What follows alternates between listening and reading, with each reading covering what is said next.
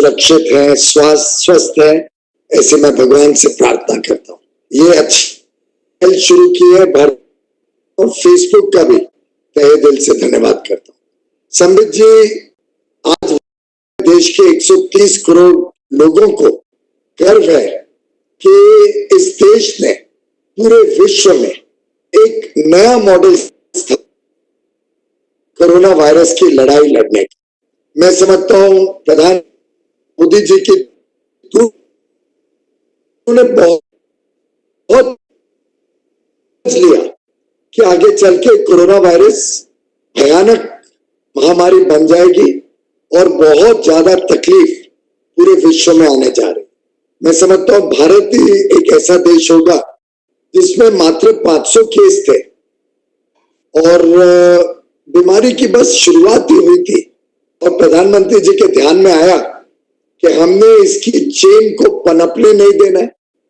ये जो बीमारी एक से दूसरे को लगती है इसको रोकना है और रोकने का सबसे एकमात्र अच्छा तरीका देश को, हर एक व्यक्ति को साथ में लेके सबने अपने अपने स्थान पे रुकना है, सबने अपनी अपनी जगह पे रहना है और कुछ समय के लिए शायद आर्थिक गतिविधियों में हमें नुकसान होगा, लेकिन हमारे देशवासियों का जीवन ज्यादा सुरक्षित रहे, जीवन ज्यादा प्राथमिकता रखता है।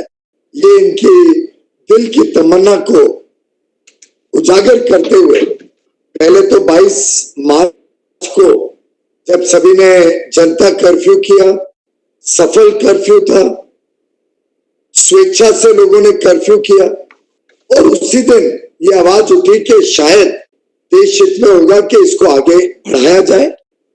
उस समय में देश की स्वास्थ्य की सेवाओं को और मजबूत बनाया जाए। देश में उस समय सिर्फ 1000 टेस्ट करने की क्षमता थी पूरे देश में, ऐसी तो कभी समस्या सामने आई नहीं थी। उसको बढ़ाने की आवश्यकता महसूस हुई। Personal protective equipment, mask, sanitisers, ventilators, oxygen supply, हमारे रेलवे, हमारे और मजबूत करना, डॉक्टर्स और नर्सेस की कोविड की बीमारी से लड़ने की तैयारी, अस्पतालों में क्वारंटाइन सेंटर, बाहर क्वारंटाइन सेंटर, ये कितना विशाल मुहिम रही है कि मैं समझता हूं शायद ही किसी मित्र ने अभी तक इस बात को पूरा समझ पाए कि 130 करोड़ लोगों का इतना विशाल देश कैसे मिलके एक साथ इस पूरे लगभग 2 महीने की मुहिम में सफलतापूर्वक निकला है। आज हमारा डबलिंग रेट देख लो, नंबर ऑफ डेथ्स देख लो, कितने लोगों ने अपनी जान का बलिदान दिया इस बीमारी को, पर लैक ऑफ पीपल और पर करोड़ पीपल। आप देख लो कि किस स्पीड से ये बीमारी भारत में बढ़ रही है। हर मापदंड पे भारत उज्जवल स्थापित हुआ है, उज्जवल अंकों से निकला है। मैं आज ही देख रहा था कि लगभग 50 लाख लोग विश्व भर में इफेक्ट हो गए, लेकिन भारत में अभी भी वो लगभग 1 लाख के करीब है, यानी 2%, जबकि हमारी जनसंख्या विश्व की 17% है और उसमें भी जो प्रगतिशील देश है वो ज्यादा तकलीफ में है और भारत जिसमें साधनों की कमी थी, तकलीफें थी, हमने इसको अच्छी तरीके से माननीय प्रधानमंत्री नरेंद्र मोदी जी के नेतृत्व इस पूरे मामले को संभालने में एक अच्छी सफलता पाई है, एक अच्छे विश्व के सामने मॉडल रखा। भारतीय रेल ने भी उसमें योगदान दिया। भारतीय रेल लगभग 23 तारीख से बंद है जब जनता कर्फ्यू हुई थी और थ्रू आउट दिस पीरियड जब तक हमने पहले कुछ 15 स्पेशल ट्रेनें पेयर्स शुरू किए थे, 30 ट्रेन, फिर अगली श्रमिक स्पेशल ट्रेन की शुरुआत 1 मई से हुई, श्रमिक दिवस से। अब 1 जून से 200 और ट्रेन शुरू होने जा रही है। एक ग्रेडेड तरीके से हमने चाहे वो अलग अलग प्रकार की वस्तु जो हमने पार्सल ट्रेन सर्विस शुरू की उससे जाती हो। इस प्रकार से इस पूरे लॉकडाउन के दरमियान भारतीय रेल प्रतिबद्ध रही है कि देश में किधर भी अनाज की कमी ना हो, खाद की कमी ना हो, कोयले की कमी ना हो। क्योंकि संबित जी आप भी समझेंगे, अगर कोयला नहीं पहुंचता हर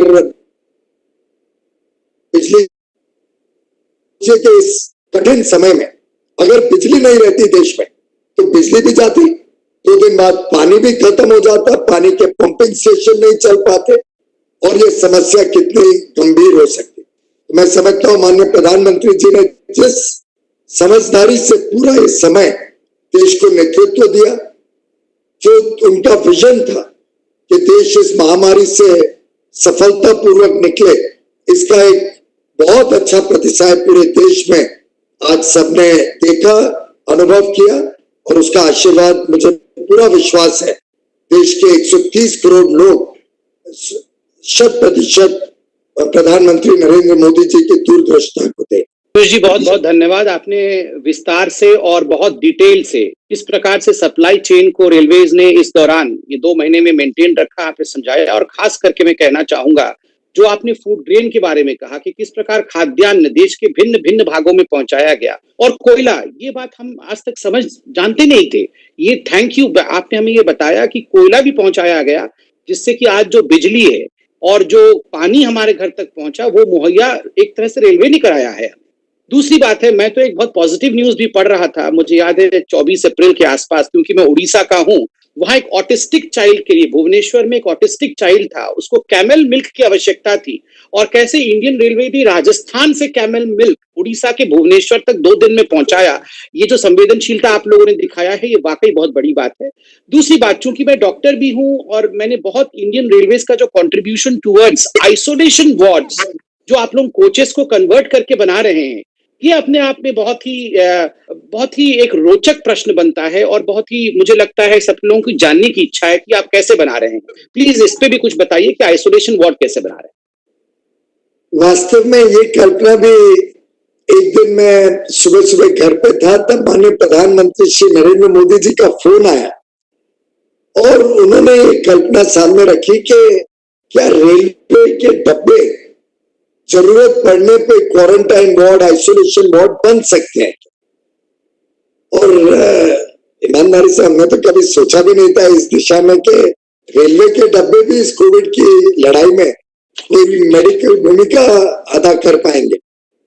और उसके बाद फिर हम तुरंत अपने अधिकारी, फिर अपने मेडिकल टीम्स, रेलवे के पास एक बहुत बड़ी स्वास्थ्य सेवा की भी बड़ी मेडिकल सेटअप है देश भर में, उनके साथ चर्चा करना, जो आईसीएमआर है और हेल्थ मिनिस्ट्री है, माननीय हर्षवर्धन जी के विभाग के साथ चर्चा करना, और अंत में एक डॉक्टर विनोद पॉल जो नीति आयोग के मेंबर है, इन सब से सलाह मशुरा करके डिजाइन बना के क्या क्या परिवर्तन करना पड़ेगा, कैसे आइसोलेशन वार्ड में सैनिटाइजेशन होगी, कैसे लोगों को रखा जाएगा, नर्सेस स्टेशन कहाँ होगा, डॉक्टर कहाँ रहेंगे, पानी कहाँ से आएगा, बिजली की व्यवस्था कैसे होगी, दवाइयां कहाँ रहेंगी, टॉयलेट को कन्वर्ट करके बाथरूम में बनाया गया जिसमें जो लोग वहां रहेंगे वो स्नान कर सके।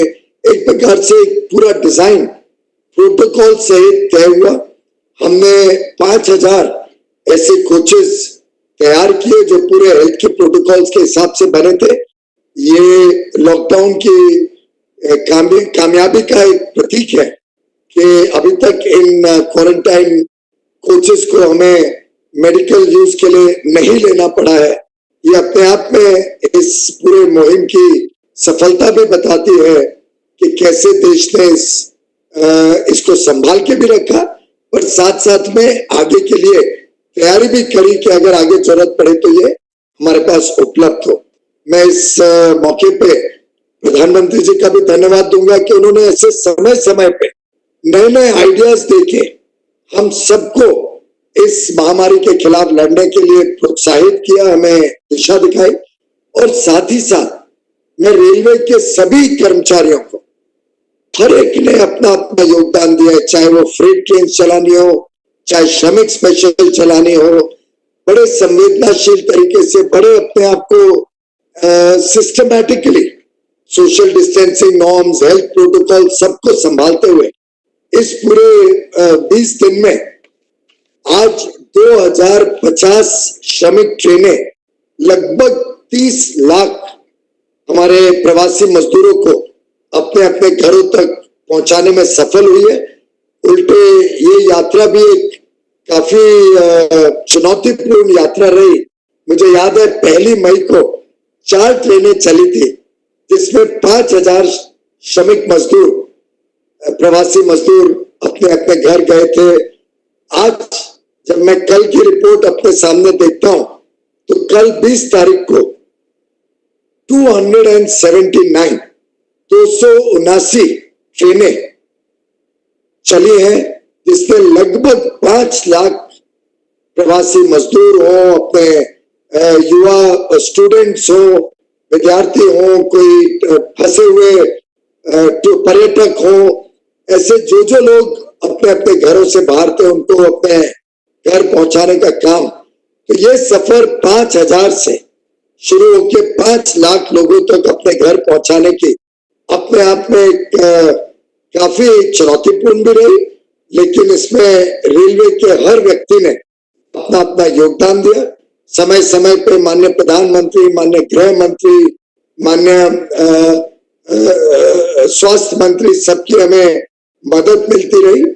और मैं समझता हूँ साधारणतः चाहे वो मीडिया के मित्र हो, चाहे वो देश की जनता हो, सबने हमारे साथ बहुत कोऑपरेट किया जिससे ये बहुत स्मूथली चल सके।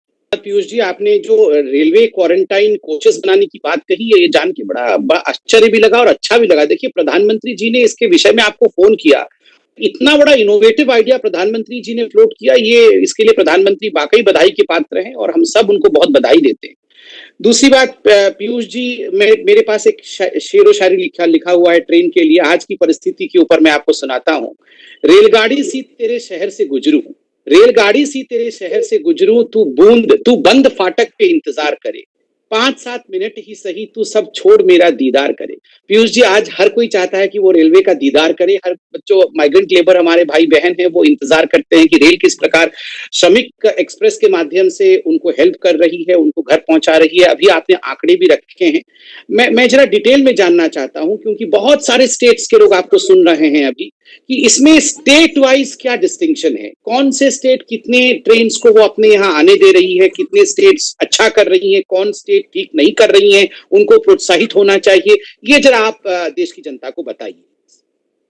संबित जी, इसमें कोई दो राय नहीं है कि पूर्ण रूप से इस पूरे मुहिम में अगर किसी राज्य ने और किसी राज्य के मुख्यमंत्री ने सबसे ज्यादा हमारी सहायता भी की और इस श्रमिक स्पेशल ट्रेन्स का लाभ लिया, तो वो बिना कोई हिचक के मैं कहूंगा उत्तर प्रदेश के माननीय मुख्यमंत्री महाराज योगी आदित्यनाथ जी। अब मैंने अभी बताया 257 ट्रेनें आज तक चली हैं, उसमें अकेले उत्तर प्रदेश में, सिर्फ उत्तर प्रदेश में 50% से अधिक ट्रेनें चली, यानी 1054 ट्रेनें, 1054 ट्रेन मात्र उत्तर प्रदेश के लिए देश के कोने कोने से गई। और देश के हर राज्य से, चाहे वो महाराष्ट्र हो, गुजरात हो, तेलंगाना हो, हर राज्य से उत्तर प्रदेश के लिए इतनी ट्रेनें निकली।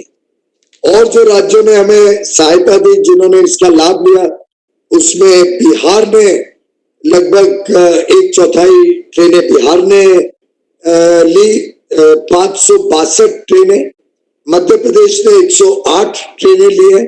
तो एक प्रकार से अलग अलग स्टेट्स ने अपनी अपनी कोशिश करके हमें मदद करके ट्रेनें लेने का सिलसिला किया। इसके पीछे चाहे तो उड़ीसा ने 63 ट्रेनें ली, लेकिन उड़ीसा में अब साइक्लोन चल रहा है, थोड़ी वहां पे 3-4 दिन से हमें कम ट्रेनें चलाने को मौका मिला है। उन्होंने आश्वस्त किया है कि 23 तारीख के बाद वो बड़े पैमाने पे ट्रेन लेंगे। तो ये होता है कि कुछ स्टेट्स ने तो जरा भी हमारे साथ कोऑपरेट नहीं किया। आपको याद होगा वो दृश्य बांद्रा स्टेशन पे कुछ दिन पहले, शायद 13 या 14 तारीख को, या या 13 या 14 को था या उसके भी पहले था, जो लोग इकट्ठे हो गए थे, अब वो सब पश्चिम बंगाल जाना चाह रहे थे और हमारे पास अनुमति नहीं मिलती थी पश्चिम बंगाल से। पश्चिम बंगाल के लोग देश भर में फैले हुए, मैं समझता हूँ 30-40 लाख लोग कम से कम अपने घर जाना चाहते हो, लेकिन आज तक पश्चिम बंगाल में हम मात्र 27 ट्रेनें चला पाए, ओनली 27।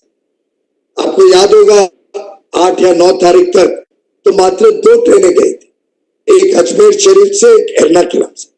हम रोज परमिशन के लिए अलग अलग राज्य उनसे अनुमति मांगते थे, मिलती नहीं थी।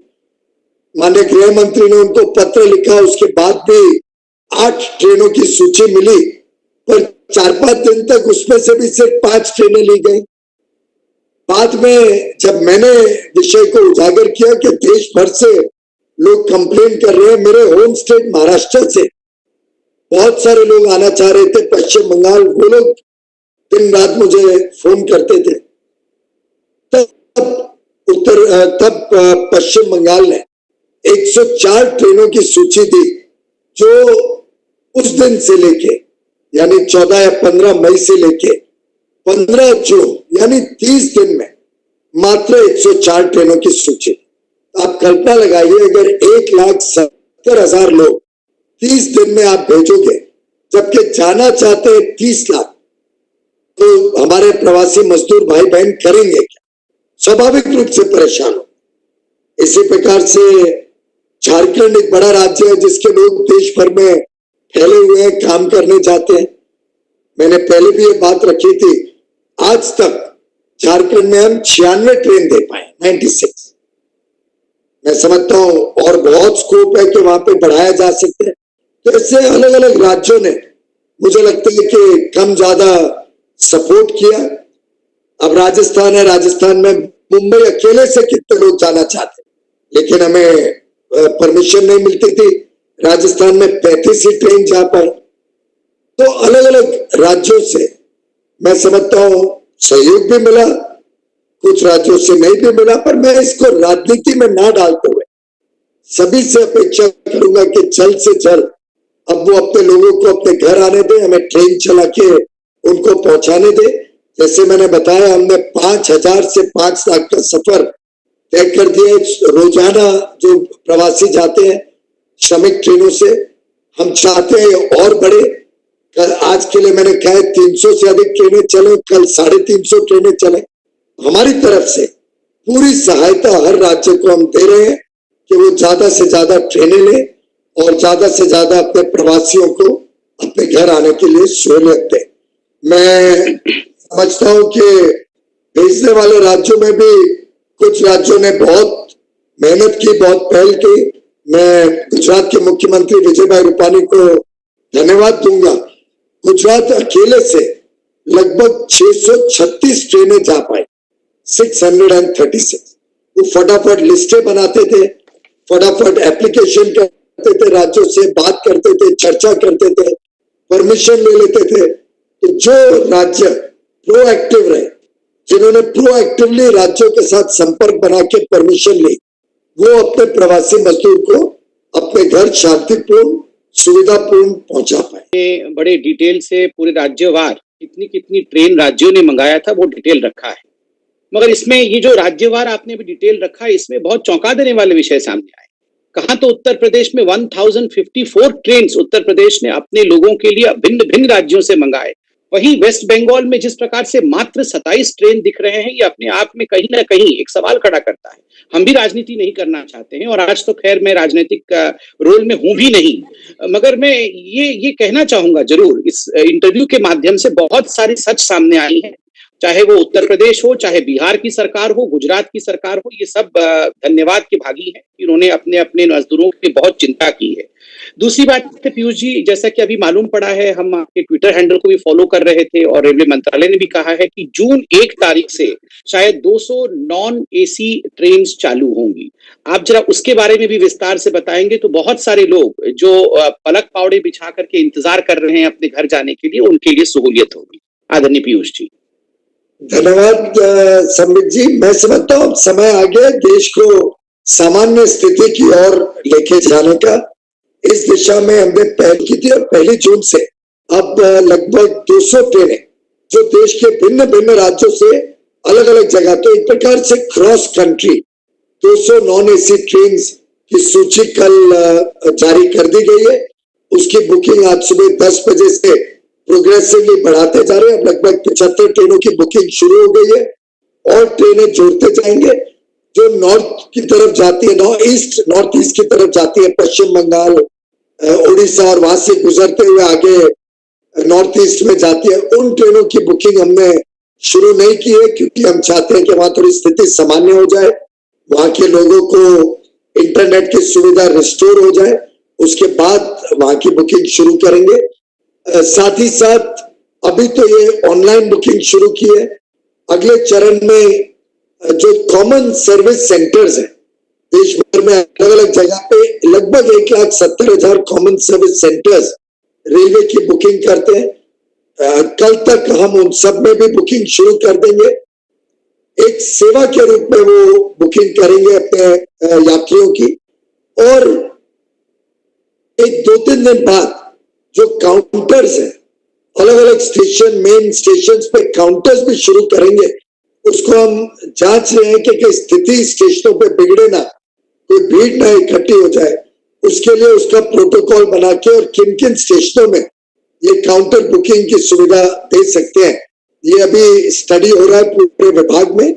तो प्रोग्रेसिवली ऐसे करके टिकट्स सबको सुविधा पूर्वक मिलने लगेगी। आपको जान के खुशी होगी कि अब तो शायद 2 घंटे भी नहीं हुए हैं और 2 से ढाई घंटे में लगभग 4 लाख से 5 लाख पैसेंजर टिकट्स बुक हो चुकी है। 4 से 5 लाख पैसेंजर्स ने अपने टिकट खरीद भी लिए। कई लोग घर जाना चाहते हैं और आपको जान के आनंद होगा, कई लोग वापस काम करने अपने अपने स्थान जाना चाहते हैं। तो अब रिवर्स बुकिंग भी शुरू हो गई है। श्रमिक स्पेशल तो सिर्फ प्रवासी मजदूरों को घर ले जाती है। इन ट्रेनों के माध्यम से मेरा आप फेसबुक के माध्यम से देश भर में और मीडिया के मित्रों के माध्यम से देश भर में ये बात जाए कि अब ट्रेनें वापस की भी बुकिंग शुरू हो गई है। तो उत्तर प्रदेश, बिहार, उड़ीसा, दिल्ली, सभी जगह से जो लोग अपने अपने काम के स्थान पे जाना चाहें वो रेगुलर ट्रेन में बुकिंग करके अपने काम पे फिर लौट सकते हैं। आर्थिक गतिविधियां फिर से शुरू हो जाएंगी और आगे चल के कुछ ही दिनों में हम और ट्रेन शेड्यूल जल्द से जल्द अनाउंस करते रहेंगे और ट्रेन की सुविधा बढ़ाते रहेंगे। साथ ही साथ रेलवे स्टेशन पे सब दुकानों को भी अनुमति दे दी है शुरू करने के लिए। रेस्टोरेंट नहीं शुरू होंगे, वहां पे टेक अवे अलाउड होगा हेल्थ प्रोटोकॉल के हिसाब से, लेकिन बाकी सभी दुकानें शुरू करने का आदेश। पीयूष जी बहुत बहुत धन्यवाद। आपने बड़े विस्तार के साथ जून 1 तारीख से जो ट्रेन शुरू होने वाली है उसके विषय में बताया, और ये जो खुशखबरी आपने दी है कि केवल वन वे ट्रैफिक नहीं है, केवल लोग अपने घर जाना चाहते हैं, श्रमिक अपने घर जाना चाहते हैं, ऐसा नहीं है। लोग अब वापस भी आना चाहते हैं ताकि they can positively contribute towards the economy of the country, काम करना चाहते हैं फिर से। ये अपने आप में एक बहुत खुशखबरी है, और खास करके जब रेल मंत्री ये कहते हैं तो देश में इसका एक मैसेज भी जाता है। मैं ठहरी स्टेशन और वो ट्रेन हो गया है, मैं यही हूं और वो गंतव्य घूम आया है। जो लोग घर नहीं जा पाए होंगे उनको ऐसे ही लग रहा होगा कि मैं नहीं गया मगर मेरा साथी घूम के आ गया है, कहीं ना कहीं मिट्टी की खुशबू लेके आएगा। पीयूष जी, आपने ट्रेन के बारे में कहा, एक छोटा सा विषय इसमें यह है कि कई लोग सवाल पूछ रहे हैं कि हमने पहले से टिकट बनाया हुआ था, उसका रिफंड कैसे आएगा। जो मुझे जानकारी मिली है, जिन लोगों ने ऑनलाइन टिकट किया था शायद वो रिफंड आ गया है, मगर काउंटर से जिन लोगों ने टिकट बनाया था उनका रिफंड कब और कैसे होगा, अगर आप इस पे कुछ बताएं तो बहुत गरीब लोगों की मदद होगी। जरूर संबित जी, हमारे काउंटर्स हमें बंद करने पड़े थे लॉकडाउन की स्थिति में। जैसा मैंने अभी बताया कि वो काउंटर्स भी हम कोशिश कर रहे हैं 2-3 दिन में शुरू करने के लिए। अधिकांश जगहों पे शुरू हो जाएंगे। जिसके भी टिकट काउंटर बुकिंग हुई थी वो अपने काउंटर पे जाके टिकट का पूरा 100% रिफंड ले सके। पीयूष जी, आपने इसका भी जवाब दिया। ये बहुत ही महत्वपूर्ण प्रश्न था और उसका उत्तर आप क्लैरिटी के साथ आया है। पीयूष जी, चूंकि आप रेल मंत्री के साथ साथ वाणिज्य मंत्री भी हैं, तो स्वाभाविक है ये पूरा विषय कॉमर्स से भी रिलेटेड है। किस प्रकार से भारत को आत्मनिर्भर बनना है। आत्मनिर्भर भारत अभियान के विषय में प्रधानमंत्री जी ने 20 लाख करोड़ के एक पैकेज का अनाउंसमेंट भी किया है। हम सब ने उस विषय में देखा है। मेरा पहला प्रश्न उस विषय में रहेगा कि what has been the impact of COVID on the Indian industries. आपको क्या लगता है भारत के उद्योग के ऊपर क्या इम्पैक्ट रहा है कोविड का? आदरणीय पीयूष जी। मैं इसका जवाब तो उसके पहले संबित जी आपके माध्यम से एक बात सबके समक्ष है कि पिछले 6 महीने से हमने एक बहुत बड़ी मुहिम चलाई है कि कोई भी टाउट, कोई भी दलाल इलीगल सॉफ्टवेयर इस्तेमाल करके टिकट खरीदता है तो उस पर कड़ी से कड़ी कार्रवाई कर रहे हैं। और कोई भी अगर ब्लैक मार्केट करता है, टिकट ब्लॉक में बुक करके या फेक आईडी यूज करके अगर टिकट बुक करता है, उसके ऊपर तो कार्रवाई होती है, पर जो पैसेंजर है उसके ऊपर भी कार्रवाई होती है। पैसेंजर का भी टिकट कैंसिल हो जाता है, कार्रवाई होती है। तो मेरा हाथ जोड़ के सबसे विनम्र अनुरोध है कि कोई भी टाउट, कोई भी दलाल आपके पास आए कि हम आपका टिकट कंफर्म करा देंगे या हम आपको टिकट कंफर्म बुक करके दे देंगे, या कोई और नाम से टिकट लेके आपको बेचने की कोशिश करे, या आपको कहे कि आप मेरे पास आओ तो मैं अपना सॉफ्टवेयर इस्तेमाल करके धनाधन आपके टिकट बुक कर दूंगा, तो मेहरबानी और मुझे एक्स्ट्रा पैसे दीजिए। तो आपसे इस झांसे में ना आए। हमारी बहुत कड़ी निगरानी चल रही है।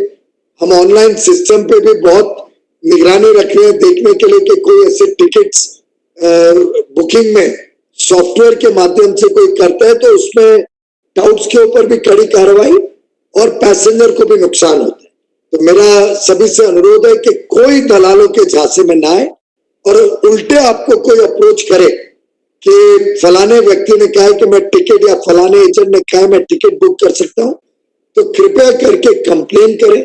हमारी 138 कंप्लेन की नंबर है, उस पर कंप्लेन करें। व्यक्ति का नाम और नंबर बताए जिसने भी ये कहा था, या हमें एक पत्र लिख के कंप्लेन करें जिससे हम ये बीमारी से परमानेंटली देश को मुक्त कर सके इस प्रकार के गलत कामों से। आपने पूछा संबित जी के देश की जो उद्योग जगत है, देश की जो आर्थिक व्यवस्था है, स्वाभाविक रूप से एक ये जो 2 महीने का समय गुजरा है, इसमें कई सारी उद्योग की कंपनियां बंद हुई, उद्योग का काम चल नहीं पाया, फैक्ट्रियां बंद हुई और आर्थिक नुकसान स्वाभाविक रूप से हुआ। मुझे याद है एक दिन माननीय प्रधानमंत्री जी ने ऐसे ही मुझे कहा था कि जरा रिसर्च करो कि दुनिया में अलग अलग समय पे ऐसे स्वास्थ्य की समस्याएं आई हैं। 100 साल पहले स्पेनिश फ्लू आया था, कई बार प्लेग आए हैं। इस प्रकार से जब जब स्वास्थ्य की या कोई और अन्य कारण से कोई बहुत बड़ी समस्या विश्व में आई हो, फैमिन आया, ऐसे में अलग अलग देशों ने किस प्रकार से रिस्पॉन्ड किया और उसका परिणाम क्या था, तो आपको जान के हैरानी होगी कि इसमें से जो ध्यान में आया कि जिन देशों ने लोगों के जीवन को संभाला, लोगों के जीवन को संभालने में अपना पूरा फोकस रखा, थोड़ी अर्थव्यवस्था पे नुकसान को सहन किया, वो जल्द पटरी पे वापस आए, उनकी अर्थव्यवस्था फिर से तेज गति से आगे बढ़ी, जो नुकसान हुआ उसको भी मेकअप कर पाई और आगे चल के एक प्रकार से प्रोस्पेरिटी की तरफ सफलतापूर्वक चल पाए। जिन देशों ने अपनी अर्थव्यवस्था की ही चिंता की, वो दोनों तरफ से मार खा गए, जाने भी गंवाई और अर्थव्यवस्था ऐसे समय में संभालने से कोई बहुत ज्यादा उन्होंने अपने देश की प्रगति बढ़ा ली हो, ऐसा नहीं हुआ। और मैं समझता हूं कि ये स्वाभाविक रूप से एक बड़ा समस्या का पीरियड रहा है, लेकिन माननीय प्रधानमंत्री जी ने जो देश को आह्वान किया है आत्मनिर्भर भारत का, जिस प्रकार से वित्त मंत्री माननीय निर्मला सीतारमण जी ने 20 लाख करोड़ का माननीय प्रधानमंत्री जी के घोषणा किए हुए पैकेज की जानकारियां और उससे जुड़े हुए परिवर्तन उससे जुड़े हुए ट्रांसफॉर्मेशनल स्टेप्स देश के समक्ष रखे हैं। ये इस देश को और मजबूत बनाएंगे।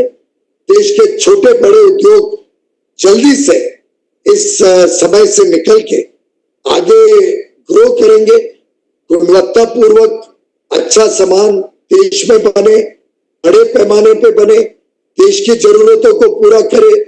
जो सरप्लस प्रोडक्शन है उसका निर्यात करके, एक्सपोर्ट करके विश्व की जरूरतों को पूरा करे और देश आत्मनिर्भर बने, स्वावलंबी बने, देश एक प्रकार से एक विश्व शक्ति बने।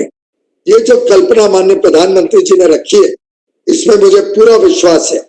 देश के हमारे छोटे बड़े सब उद्योग, सभी हमारे खुदरा व्यापार के जुड़े हुए भाई बहन, हमारे लघु उद्योग, हमारे जो आर्टिसंस हैं, हैंडीक्राफ्ट्स और केवीआईसी खादी और विलेज इंडस्ट्रीज के साथ जुड़े हुए लोग हैं, हम सब मिलके जब इसको दिल में अपने सहन में बिठा लें तो मुझे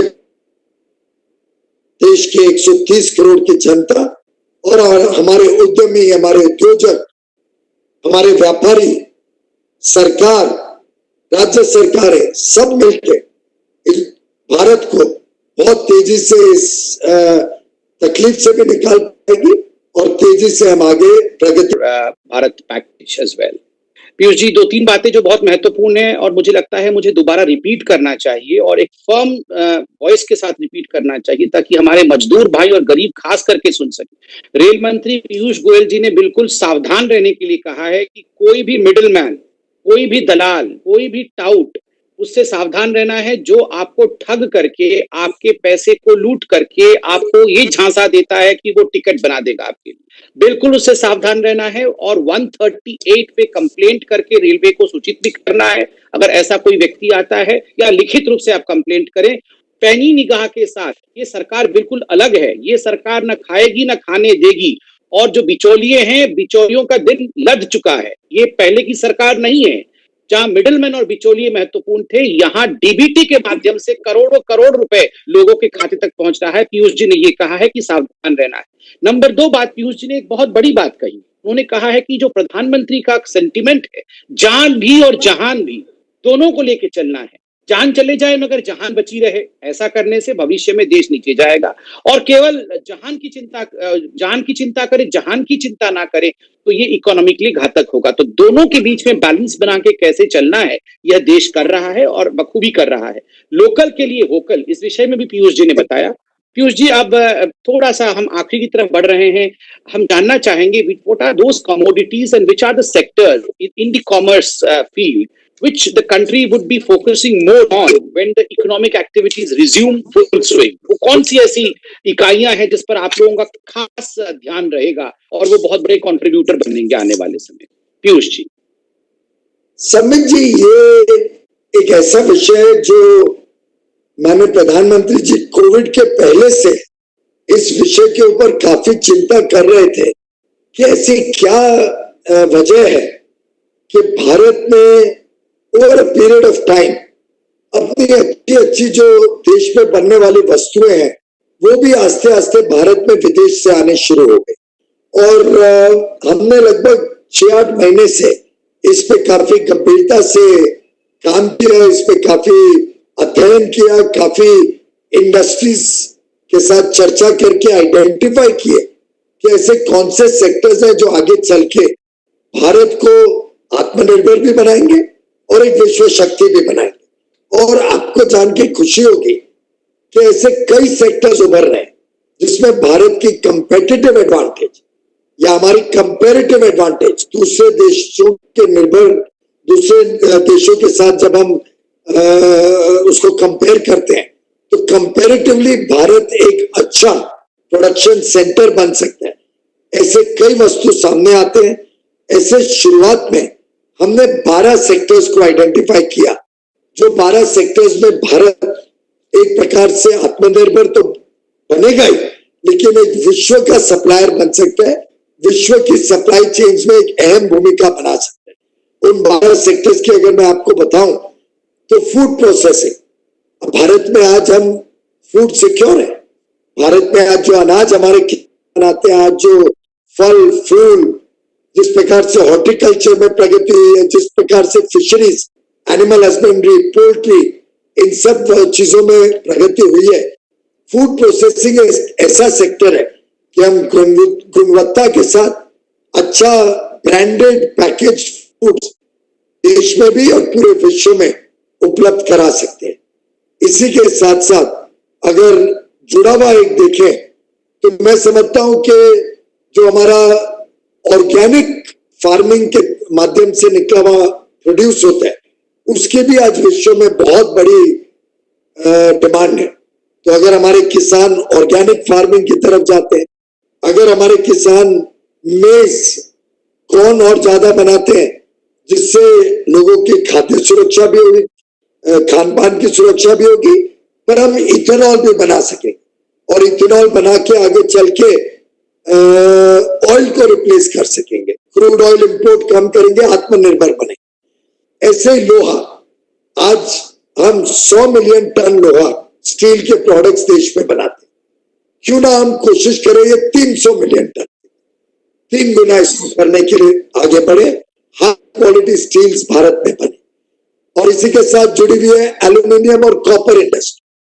अभी माननीय प्रधानमंत्री जी ने जो आत्मनिर्भर भारत के साथ जो नई नई रिफॉर्म की अनाउंसमेंट्स किए हैं, उसमें माइनिंग सेक्टर को बड़े पैमाने पे खोला है। इससे कोयला, बॉक्साइट, कॉपर, इस सब के जो रॉ मटेरियल्स है, ये एल्यूमिना, ये सब हम भारत में बड़े मात्रा में माइनिंग कर सके, एक्सप्लोर, प्रोस्पेक्टिंग और माइनिंग कर सके, जिससे आत्मनिर्भर बने और निर्यात भी कर सके। तो दूसरा है स्टील, एल्यूमिनियम, कॉपर। तीसरा एग्रोकेमिकल्स और इसी से जुड़ा हुआ फार्मास्यूटिकल और एपीआई, जो फार्मास्यूटिकल प्रोडक्ट्स, दवाइयां बनाने में जो रॉ मटेरियल लगता है, तो एग्रोकेमिकल्स, फार्मास्यूटिकल्स, एपीआई, ये एक इतना विशाल सेक्टर है कि आज जो भारत में प्रोडक्शन होता है, इसको हम 50 गुना भी बढ़ा दें तो भी विश्व में उसकी खपत हो सकती है 50 गुना। तो इन सेक्टर्स पे हम बल देंगे। इसी के साथ इलेक्ट्रॉनिक्स इंडस्ट्री, पहले तो लगभग सभी कुछ विदेश से आयात होता था। माननीय रविशंकर प्रसाद जी और उनकी मिनिस्ट्री ने माननीय प्रधानमंत्री जी के समक्ष जब प्लान्स रखे, तो आप जानते हैं कैसे इलेक्ट्रॉनिक्स में भारत ने तेज गति से गत 5-6 वर्षों में प्रगति की है। मोबाइल बनाना, उसके पार्ट्स बनाना, आस्ते आस्ते बैकवर्ड इंटीग्रेशन करना, अन्य अन्य नई चीजें इलेक्ट्रॉनिक्स में हम स्टडी कर रहे हैं। सेट टॉप बॉक्सेस, हम सबके घर पे सेट टॉप बॉक्स है, क्यों ना भारत में बने। ये EPABX फोन सिस्टम्स क्यों ना भारत में बने। सोलर पावर के सिस्टम्स क्यों ना भारत में बने। तो एक पूरा इलेक्ट्रॉनिक वर्ल्ड की जो इलेक्ट्रॉनिक जगत जो है, नेटवर्क प्रोडक्ट्स जो नेटवर्क्स में लगते हैं, टेलीकॉम नेटवर्क्स में, वो भारत में बने। ये एक पूरा सेक्टर हमने स्टडी किया। ऐसे ही इंडस्ट्रियल मशीनरी, काफी इंडस्ट्रियल मशीनरी है जो विदेश से आने लगी, सस्ती आने लगी और भारत के मार्केट को फ्लड करके भारत के उद्योग को लगभग खत्म कर दिया। तो हम चाहते हैं कि भारत की कैपिटल गुड्स इंडस्ट्री फिर एक बार खड़ी हो। हम विदेश से वही मशीन लाए जिसकी टेक्नोलॉजी भारत में नहीं है, जिसको भारत में नहीं बना सकते, उसके लिए भी प्रयत्न करें कि अगले 3-4 साल में वो भी भारत में बने। और हम कोई रोक नहीं रहे, हम कोई विदेशी सामान को रोक नहीं रहे, हम कंपेटिटिव कैसे बने, गुणवत्ता, हमारी क्वालिटी कैसे अच्छी, उस पर बल दे रहे। हम आत्मनिर्भर बनना चाह रहे हैं, हम किसी के मोहताज नहीं रहना चाहते। कैपिटल गुड्स और इंडस्ट्रियल मशीनरी यहां बने। इसी प्रकार से फर्नीचर बहुत बड़ा मार्केट है, विश्व की फर्नीचर मार्केट जब मैंने स्टडी की तो लगभग 20 लाख करोड़ की मार्केट है। 20 लाख करोड़। क्या भारत उसमें से 3-4 लाख करोड़ का माल नहीं बना सकता? और अगर 3-4 लाख करोड़ का फर्नीचर भारत में बनने लगे अच्छी क्वालिटी का, बड़े पैमाने पे, तो आप सोचिए कितने कारपेंटर्स को देश में हम काम दे पाएंगे। मैं समझता हूं 20-25 लाख लोगों को रोजगार या काम करने का अवसर मिल जाएगा, सिर्फ एक फर्नीचर बना के। इसी प्रकार से लेदर और साथ में जूते, लेदर के तो कई प्रोडक्ट्स होते हैं, बैग्स होते हैं, अपॉल्स्ट्री होती है, जूते होते हैं, और जूते अलग अलग प्रकार के, लेदर के हो, हमारे कोल्हापुरी चप्पल हो, जो स्पोर्ट्स शूज होते हैं, क्या ये भी हमें विदेशों पर निर्भर रहना पड़ेगा? क्या ये भारत में नहीं बन सकता है? उसके ऊपर एक पूरी टीम काम कर रही है। ऐसे ही ऑटो पार्ट्स, ऑटोमोबाइल में तो भारत आज एक विश्व शक्ति बन गया, उसके पीछे जो वैल्यू चेन है, सप्लाई चेन, ऑटो पार्ट्स भी भारत में बड़े रूप में बने, भारत में उसकी टेक्नोलॉजी डेवलप हो या विदेश से टेक्नोलॉजी लाके हम यहाँ बनाए। मैं कैसे छोड़ सकता हूँ टेक्सटाइल्स, इतना बड़ा सेक्टर, और हमारे आज एक ऐसा सेक्टर है जिसमें हमारी पहचान विश्व भर में, टेक्सटाइल्स हो, खादी हो, कॉटन टेक्सटाइल्स हो, अब एक नया फोकस एरिया है मैनमेड टेक्सटाइल्स या टेक्निकल टेक्सटाइल्स। माननीय स्मृति ईरानी जी इस पर बहुत अहम भूमिका कर रही है। आप तो जानते हैं सब के कहा चंद हजार पीपीईज भारत में बनते थे, पर्सनल प्रोटेक्शन इक्विपमेंट, जो आप डॉक्टर्स और नर्सेस को टीवी पे देखते हैं पहने हुए, वो आज लगभग 3 लाख हर रोज भारत में बनते हैं। 3 लाख हमारी रेलवे तक ने बनाना शुरू कर दिया। आगे चल के ये भी एक बहुत बड़ा एक्सपोर्ट का सेक्टर बन जाएगा, जिसमें personal protection equipment, mask, sanitisers, जो सैनिटाइजर्स आजकल बड़े रूप में विश्व में इस्तेमाल हो रहे हैं, वेंटिलेटर्स, ये सब चीजें हम एक्सपोर्ट कर पाएंगे आगे की डिमांड को मद्देनजर रखते हुए। तो इस प्रकार से अलग अलग प्रोडक्ट्स को हम फोकस्ड वे में स्टडी करके देश को कैसे मजबूत बनाना, आत्मनिर्भर यानी हमारी रिक्वायरमेंट्स सही दाम पे, कंपेटिटिव दाम पे भारत में बने मिले, और जो चीज हम नहीं बना सकते स्वाभाविक ना हो सकता है कुछ चीजें हमें बाहर से भी लानी पड़े। तो आत्मनिर्भर भारत कोई एक्सक्लूसिव नहीं है कि हम भाई पूरे विश्व से अलग थलग नहीं पड़ रहे, हम विश्व के साथ जुड़ रहे। विश्व में जो अंतरराष्ट्रीय वाणिज्य होता है उसमें भारत का रोल, भारत की भूमिका और भारत का शेयर, जो उसमें हमारा हिस्सा है, उसको बढ़ाने का। जी, आपने बड़े विस्तार से जो आत्मनिर्भर भारत की जो 12 सेक्टर्स को समझाया कि जिन 12 सेक्टर्स पर हमें ध्यान देना है और देंगे आप लोग भविष्य में, ये बहुत ही इंफॉर्मेटिव। वैसे पीयूष जी, ये आत्मनिर्भर भारत की जो आज प्रधानमंत्री जी ने एक विजन दिखाया है, कितनी अच्छी बात है। आप देखिए, वर्षों से हम आत्मविस्मृति में थे, हम भूल चुके थे कि हम क्या हैं, हमारी क्या शक्तियां हैं, हिंदुस्तान क्या चीज थी। उस आत्मविस्मृति से और आत्मग्लानि से आज आत्मनिर्भरता की ओर हम बढ़ रहे हैं। ये अपने आप में बहुत बड़ी बात है और प्रधानमंत्री deserves a huge kudos and congratulation for that. But Piyush ji, इससे पहले कि मैं जानता हूं आप बहुत व्यस्त हैं, बहुत व्यस्तता के साथ अभी पूरी रेलवे और वाणिज्य विभाग को आपको संभालना भी है। मैं आखिरी में, आप अगर बुरा ना माने तो आपके अपने राज्य के बारे में 2 सवाल पूछना चाहूंगा, क्योंकि पीयूष जी आज महाराष्ट्र में, देखिए Maharashtra as a financial capital, Mumbai एक फाइनेंशियल कैपिटल है भारतवर्ष की, और हम सब महाराष्ट्र को बहुत चाहते हैं, बहुत प्यार करते हैं महाराष्ट्र से, मुंबई से खास करके। और जब मुंबई तड़प रही होती है और महाराष्ट्र को दर्द हो रहा होता है, तो दर्द हम सबको होता है। आज क्या कारण है कि महाराष्ट्र में लगभग भारत के 40% केसेस महाराष्ट्र से आ रहे हैं? कहीं ना कहीं हमने कई हॉस्पिटल्स के हमने वीडियो देखे जो बहुत ही दिल दहलाने वाले थे, खास करके साइन हॉस्पिटल में डेड बॉडीज ओवरफ्लो कर रहे थे, उनके लिए किसी प्रकार का प्रोटोकॉल नहीं बनाया था। आपको क्या लगता है, व्हाट इज फेलिंग इन महाराष्ट्र, क्या गड़बड़ी हो रही है? जी, कोई भी ऐसे जब बड़ी समस्या आती है तो अगर सबसे बड़ा कोई विषय इंपॉर्टेंट होता है, जो सबसे अहम भूमिका ऐसी लड़ाई में लड़ने की होती है, वो जनरल की होती है, जो सीमा पे लीडर आगे खड़ा है और he is leading the army from the front. और मैं समझता हूं लीडरशिप डिफाइन करती है सक्सेस और फेलियर। जब कोई भी, आप कोई युद्ध देख लीजिए, आप कोई विश्व में कोई देश ने बड़ी प्रगति की हो ऐसा देख लीजिए, आप भारत की आज की लड़ाई देख लीजिए कोविड की, इस सब में आपने अगर देखा तो जो सबसे अहम भूमिका होती है वो लीडर की होती है। और मैं समझता हूं जब देश को पूरा संभालने में माननीय प्रधानमंत्री नरेंद्र मोदी जी ने जो लीडरशिप दिखाई, वो लीडरशिप जिस स्टेट में, जिस म्युनिसिपल कॉर्पोरेशन, जिस गांव ने उस विजन को, जो जो माननीय प्रधानमंत्री जी, माननीय गृह मंत्री जी जो निर्देश देते गए, जो स्वास्थ्य मंत्री ने प्रोटोकॉल्स बनाए, उसको जिसने अपनाया, जिसने अच्छी काम करी, जैसे मैंने कहा योगी आदित्यनाथ जी मुख्यमंत्री यूपी, उन्होंने 10 से मस नहीं किया।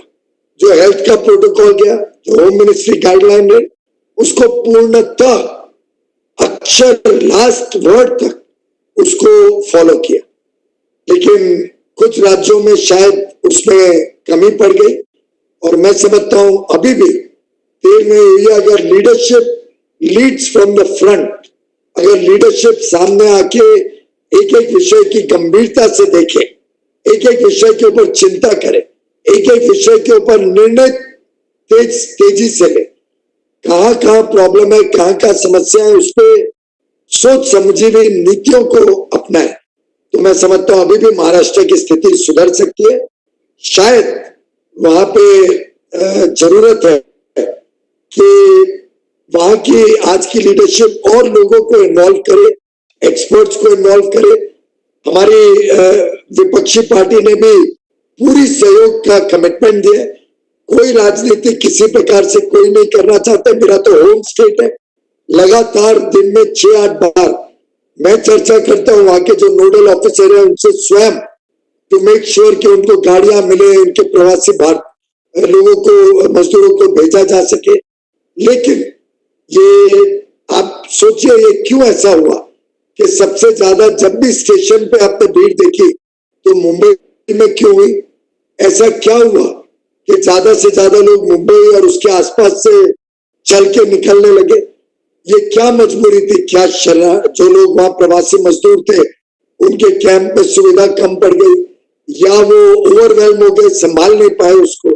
मुझे लगता है थोड़ा बहुत और मिलजुल के अगर वहां पे निर्णय की प्रक्रिया को सुधारा जाए, थोड़ी लीडरशिप और मजबूती से इस लड़ाई का सामना करे, अधिकारी इसमें और ज्यादा अच्छी तरीके से इसको रोकने पे काम करे, पॉलिटिकल लीडरशिप सबको साथ में लेके सॉल्यूशंस की तरफ काम करे, तो महाराष्ट्र की स्थिति भी ठीक दुरुस्त हो सकती है। पर चिंता का विषय जरूर है और हम सबको आपकी तरह पीयूष जी, आपने महाराष्ट्र की चिंता की, वो आपकी एक तरह से मातृ राज्य भी है और हम सब महाराष्ट्र को लेकर चिंतित हैं। और बिल्कुल सही कहा आपने, वहाँ लीडरशिप को मिलजुल के काम करने की आवश्यकता है। मगर एक शंका तो हर किसी के मन में आ रहा है, जो हम परिस्थिति महाराष्ट्र की जमीन पर देख रहे हैं, जो 3 पॉलिटिकल पार्टीज मिलके आज लीडरशिप देने के प्रयास कर रहे हैं, क्या वो एक दूसरे से मिले हुए हैं? पहले तो मुझे लगता है कि सामंजस्य की कमी आपस में ही उनकी है। बहरहाल ईश्वर उनके ऊपर अवश्य कृपा करे, अच्छे नेतृत्व को प्रदान करे, और जिस प्रकार मोदी जी बहुत सारी ऊर्जा लगाकर देश को सुरक्षित रख रहे हैं, ठीक उसी प्रकार मोदी जी से सीखते हुए महाराष्ट्र की सरकार भी आगे बढ़े। पीयूष जी, आप हमारे साथ जुड़े, आपने बहुत समय निकाला और आपने रेलवे के विषय को, वाणिज्य के विषय को और महाराष्ट्र के विषय को भी स्पर्श करते हुए करोड़ों कार्यकर्ताओं को इस विषय को समझाया। और मैं जानता हूं केवल हमारे ही कार्यकर्ता नहीं, इस महत्वपूर्ण वार्तालाप को विपक्षी भी सुन रहे होंगे, ममता जी भी सुन रही होंगी, राज्य भी सुन रहे होंगे और कांग्रेस पार्टी भी सुन रही होगी, क्योंकि ये बहुत ही महत्वपूर्ण वार्तालाप था। और मैं टीवी देख रहा हूं सामने, आपने जो बातें कही उनमें से कई चीज ब्रेकिंग न्यूज के रूप में चला है। आपका बहुत बहुत धन्यवाद सर, और आप इसी तरह मेहनत से काम करते रहें और देश को सुरक्षित रखें। बहुत बहुत धन्यवाद। बहुत बहुत धन्यवाद संबित जी, नमस्कार। और आपको, आपके परिवार को और सभी हमारे मित्र जो जुड़े हैं इसको फेसबुक चैट पे, सभी को मेरी शुभकामनाएं। आप सब अपने तबियत का भी ध्यान रखें, अपने आसपास लोगों की मदद करें, कोई तकलीफ में हो उसको पूरी तरीके से मिलजुल कर हमें इस लड़ाई से, इस बीमारी से लड़ना है और एक दूसरे की सहायता करते रहना है। आप सबको मेरी बहुत बहुत शुभकामनाएं।